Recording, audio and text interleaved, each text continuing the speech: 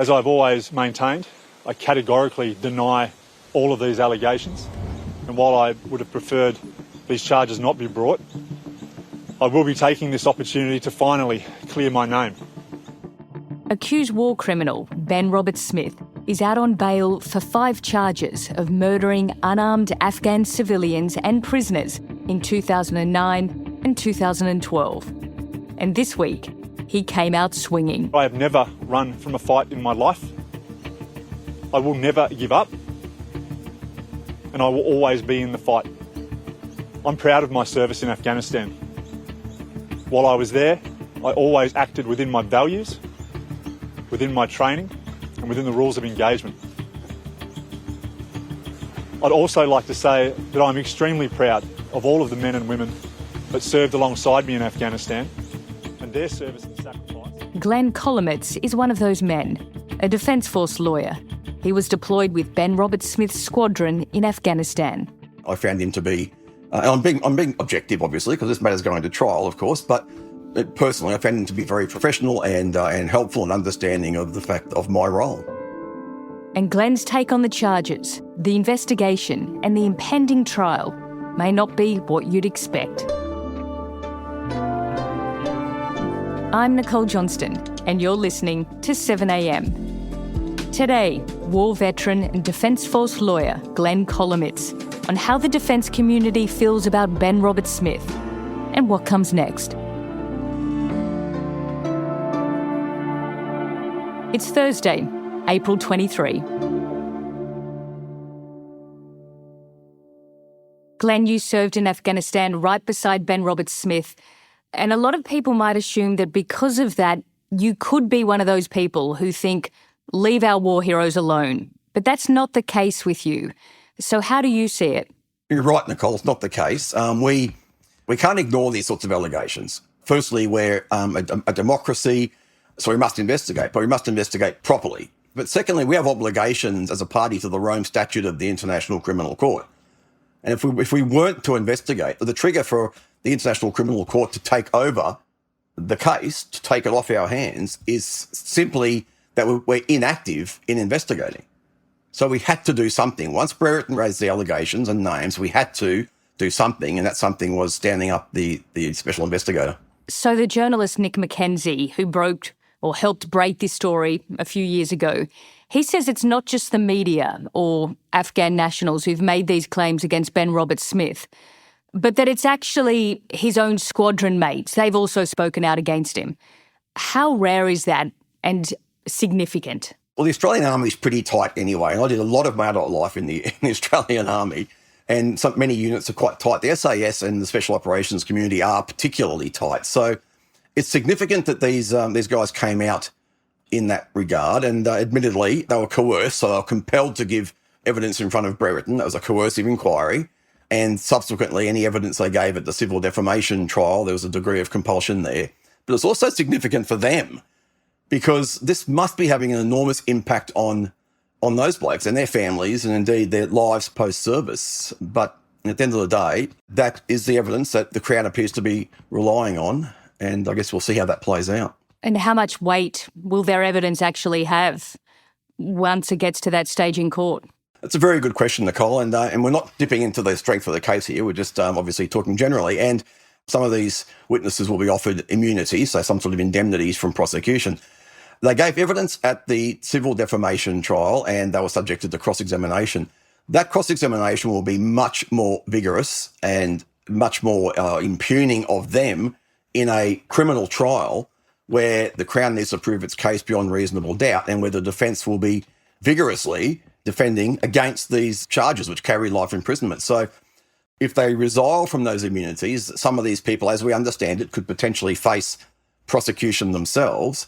If they resile from, so if they give different evidence now than what they would have given in statements or what they gave previously, the prosecution may have them declared unfavourable witnesses, which means the prosecution can then cross-examine their own witnesses, which is not ideal necessarily, but it still gives the prosecution a chance to ask leading questions and put stuff directly to these guys. So there's potential there for them to be cross-examined by both sides of the bar table, which is a bit of a daunting prospect for anybody, I think. So, Glenn, we know there's been a lot of outrage about this case, but how would you say people in that community are actually feeling? What are veterans saying to you, for example? Look, there's a lot of commentary saying, hands off our troops, don't touch Ben, don't touch Ollie Schultz, don't touch anyone.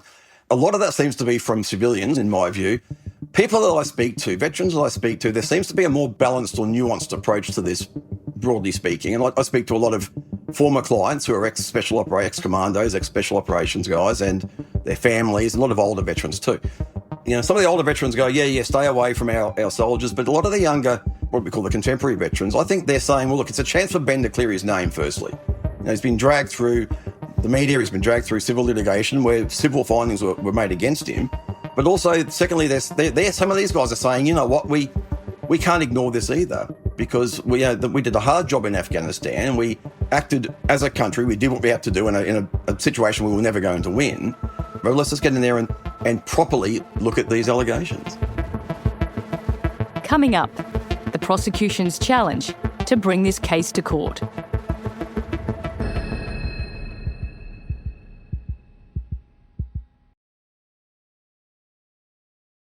Glenn, let's talk about the charges, the road ahead for the prosecution and for Ben Roberts-Smith. Because as a lawyer, you're across all of this. So what will the prosecution have to overcome if it's to get a conviction? This is not going to be a walk-up start for the prosecution. In fact, it'll be a very challenging case. It would have been a challenging case from day one, the investigation. Firstly, there's 5 counts of war crime murder here. So one of the big elements, the proofs, is that the people who were allegedly killed were not taking a direct part in hostilities, not taking a direct part in the fight. That they call it DPH, so direct participation in hostilities. It's a very broad spectrum. It's not just shooting at us. It's things like spotting for the bad guys or sitting on an ICOM radio or a mobile phone, calling in our positions to the baddies, running ammunition, running weaponry, providing reasonably direct support to the enemy, the defence. They'll be saying that some of these allegations just didn't happen, or Ben was engaging people who were taking a direct part in hostilities. So that's going to be a big one for the Crown to overcome, because they haven't been on the ground in Afghanistan. There's no forensic evidence from the ground over there. In fact, there's no tangible evidence from Afghanistan at all.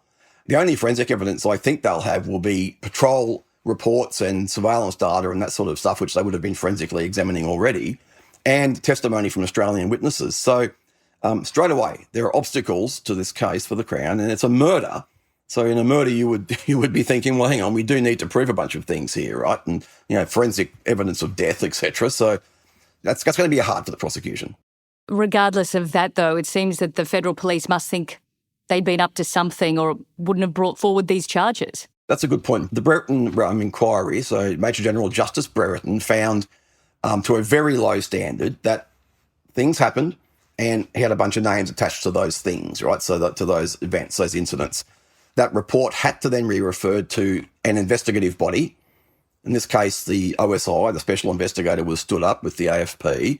Had they not been referred to an investigative body, in other words, had we sat in our hands and not taken investigative steps, the International Criminal Court would have been fully aware, or they were fully aware of Brereton's inquiries. They could have stepped in and said, we're taking this off Australia's hands. So yeah, that first step, the allegations from Brereton had to go to an investigative body, and we want to keep Australia's sovereignty in this space, so we have to be investigating our own people. And what about this issue of trying to get a fair trial, especially after Ben Roberts-Smith already lost his defamation case against 9 newspapers? So how could his team argue or try to use that to avoid going to a criminal trial? Well, I see this, Nicole, has been quite central to the defence arguments, at least, and I've been thinking this for a long time.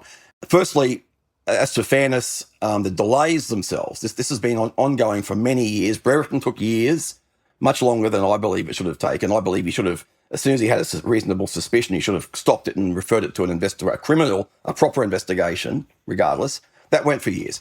The OSI investigation went for years. It's been a long elapsed time since the dates of the alleged incidents. So that delay itself, people's memories change. It's hanging over somebody's head, in this case, Ben's head. There's a bunch of fairness issues there.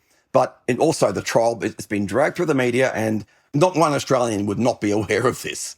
So we start thinking now about the ability to impanel a jury which would be able to look at this stuff fairly and objectively. And a more immediate issue is the fact that Ben gave evidence at the civil defamation trial, which he absolutely was entitled to do. But the fact that he gave evidence is a problem for the Crown because he gave evidence in the civil defamation trial. Now, that itself poses significant unfairness to Ben of running a trial off the back of the civil defamation trial. So, Glenn, that's what the defence might do or could do. But what about the prosecution? What have they got going in their favour, and how will they try and build their case? It's very much reliant on the evidence of Australian witnesses, and as has been in the public domain, some of those witnesses may be implicated in offending themselves such that they would have to be given some sort of immunities at the criminal trial. So the prosecutor said that the Crown has a strong case at the bail hearing. I don't think anyone can be fully convinced of that. None of us know for sure, but it's not a walk-up start for the prosecution. Glenn, what do you think the chances are of this actually going to trial, actually getting that far? Or could the whole legal process just drag out? It will go for a long time. The prosecutor said that he's likely to have a brief of evidence, or most of the brief, ready by, I think it was end of July. Oliver Schultz, the other SAS guy who was charged previously, it took 3 years from a date of charge to a committal hearing. And only after that committal hearing, they've listed it for a trial now next year, starting next year. I suspect that could be shorter for Ben because I think they've been working on this for a long time, this brief. I'm sure they have been. So look, we'll be watching this for years to come, I believe. Glenn, if you could take a step back, how important do you think it is for this country that this gets resolved once and for all? Look, this is really important. It's been hanging over these guys' heads for a long time. Ben's and, in fact, everyone in that squadron, or in fact in the SAS regiment, and indeed over the Australian public. There's big mental health issues there surrounding some of our veterans. There's issues with recruitment and retention. I can guarantee that. I've represented 100 veterans in pro bono mental health criminal diversion cases, right? 40 of them were ex-commandos. Every one of them has been impacted by this case, and indeed Brereton more broadly, to some extent.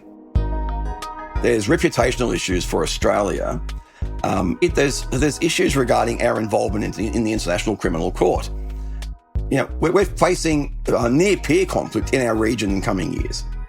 And we don't want to have this hanging over this country's head if we're going to need to now deploy troops and assets to defend Australia, quite possibly. So this needs to be done. Glenn, thanks so much for talking to us today. Thanks, Nicole.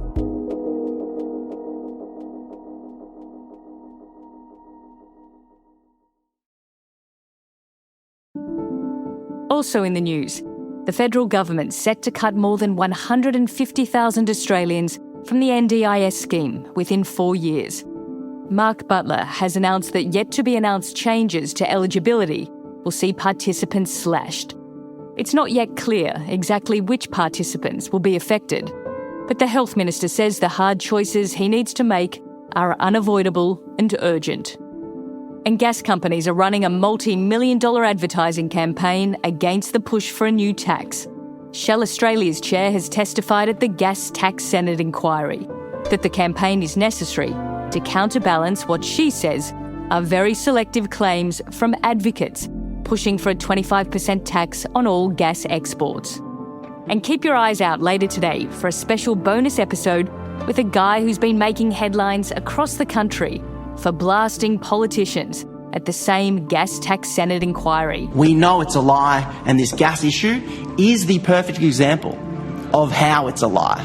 Our chat with Punters Politics founder Conrad Benjamin is dropping at 4 this afternoon. I'm Nicole Johnston. This is 7am. Thanks for listening.